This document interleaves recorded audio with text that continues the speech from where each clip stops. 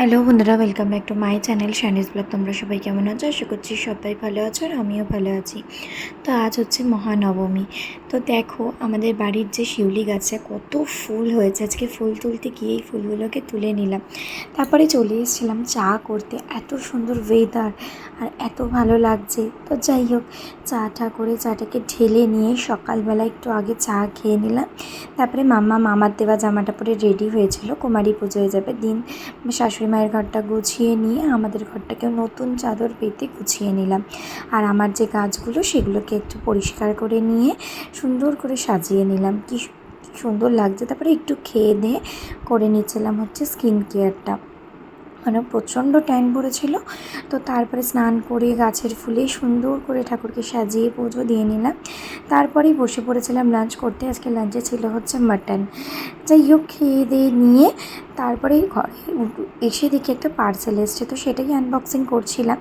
এসে হচ্ছে আমি বাড়িতে ভীষণ ওই ধূপ দিই ঘরে, তো সেই ধূপেরই একটা স্ট্যান্ড। তো ভীষণ সুন্দর লাগছিলো এই ফ্রেগরেন্সটা আর এত সুন্দর ভাইবস। তারপরে ঘুম থেকে উঠে হয়ে নিচ্ছিলাম হচ্ছে একটু রেডি, কারণ হচ্ছে বেরাবো ঠাকুর দেখতে বরের সাথে। তো সুন্দর করে সাজুগুজু করে নিয়েছি। তো আমার আজকের আউটফিটটা কেমন ছিল জানিও। দিয়ে তারপরে বেরিয়ে পড়েছিলাম গাড়ি নিয়ে। যাব হচ্ছে একটু ডানকুনির দিকে ঠাকুর দেখতে।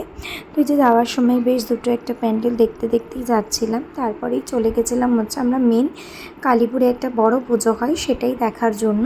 তো এই হচ্ছে সেই প্যান্ডেল, একদমই লাইন দিতে হয়নি।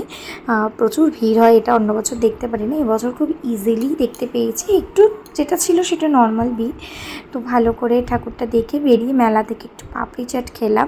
খেয়ে তারপরে দেখছিলাম যে আশেপাশের প্যান্ডেলগুলোতে প্রচুর ভিড়। তাই বরকে বললাম যে আর কোথাও দাঁড়াতে হবে না, তুমি চলো, আমি যেতে যেতেই প্যান্ডেলগুলো ভিজিট করব।